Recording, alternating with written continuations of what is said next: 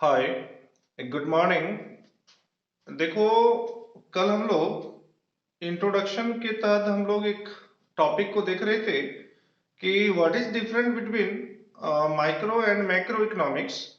आज हम लोग सेकेंड टॉपिक पे चलते हैं और सेकेंड टॉपिक में आप लोग को मैं बता दूं कि टॉपिक में जैसे 1.1 में आपका है सेंट्रल प्रॉब्लम, दैट मीन्स केंद्रीय समस्या। ठीक है, तो देखो बहुत सी कॉमन सी बात है, मैं आपको बता दूं और कि किसी भी देश की अर्थव्यवस्था में केंद्रीय समस्या जो होती है वह कौन कौन सी होती है और यह समस्या क्यों उत्पन्न होती है। इस तरह के क्वेश्चंस मैक्सिमम जैक बोर्ड में एराइज किया जाता है। तो यह वीडियो में आपको जैक बोर्ड को ध्यान में रखते हुए मैं बता रहा हूं कि किसी भी देश की अर्थव्यवस्था में जो मुख्य रूप से केंद्रीय समस्या होती है वह तीन केंद्रीय समस्या होती है।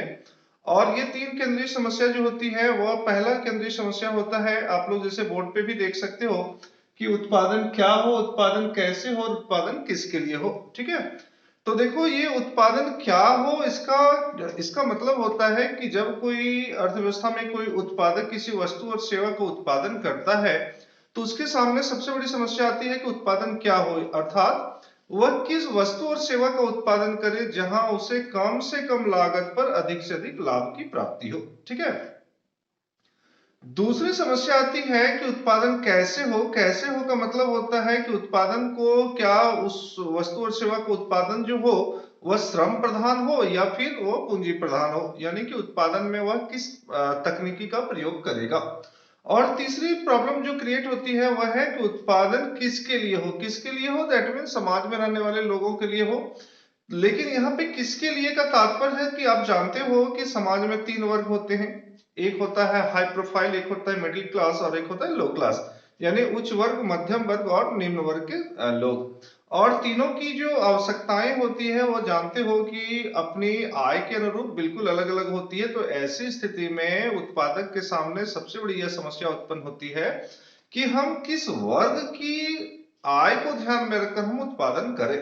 तो जान लीजिए कि समाज में सबसे ज्यादा जो धन है वो मध्यम वर्ग के पास है। वह कैसे, अब मैं आपको यह थोड़ी सी बताता हूं। क्योंकि देखो, मान लो कि आपके गांव में 100 परिवार हैं, 100 परिवार में से हाई प्रोफाइल 10 से 15% लोग होते होंगे। मैक्सिमम जो है मान लीजिए कि आपका 50% लोग जो है वो मिडिल क्लास के हैं और रेस्ट जो 35% बचते हैं वो लो क्लास के हैं। अब हाई प्रोफाइल जो लोग हैं उसका मान लो कि इनकम पर मंथ जो है 1 लाख है और मिडिल क्लास का 50,000 है और लो क्लास का 24,000 है। अब आप टोटल को काउंट कर लो, यदि 15 परिवार हैं हाई प्रोफाइल के तो 15 लाख रुपए हो गए, 1 लाख इंटू 15,000। अब यहाँ पे हम लोग चलते हैं कि यदि हमारा मिडिल क्लास के लोग हैं उसकी इनकम यदि 50,000 है और उसकी संख्या यदि 50 है, 50 परिवार हैं, तो निश्चित तौर पे वह 25 लाख के एब्सोल्यूट के बराबर आते हैं। और यदि आपका लो परिवार देख रहे हो कि 35 है तो 35 का यदि इनकम हम लोग बिलो 25,000 मानते हैं तो ऐसी स्थिति में अप्रोक्स 7 to 8 लाख के करीब करीब आती है।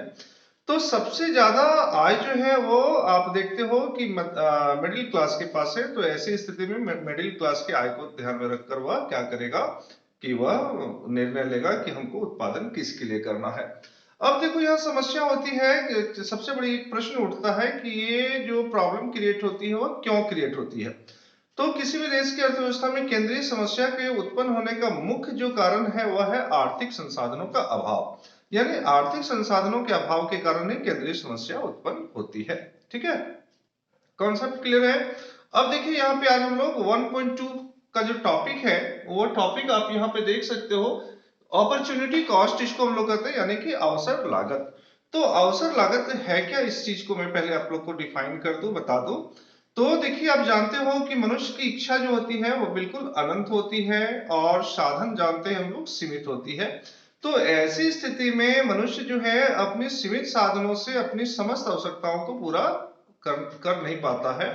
तो ऐसी स्थिति में वह क्या करता है, तो ऐसी स्थिति में उसके सामने कई विकल्प होते हैं और वह विभिन्न विकल्पों में से एक ऐसे विकल्प का चुनाव करता है जो उसके लिए सबसे उपयोगी हो, यानी कि वैसा विकल्प जिससे उसकी आवश्यकता की भी पूर्ति हो जाए और उसे अधिक से अधिक संतुष्टि की भी प्राप्ति हो। तो यहाँ पे अवसर लागत क्या है कि मानव की आवश्यकता अनंत है लेकिन साधन सीमित होते हैं, तो ऐसी स्थिति में उपभोक्ता के सामने कई विकल्प होते हैं। इस प्रकार समान लागत पर विभिन्न विकल्पों में से किसी एक विकल्प को चुनना तथा अन्य विकल्पों का त्याग करने की जो क्रिया होती है, इसी को हम लोग क्या कहते हैं, अवसर लागत कहते हैं। ठीक है।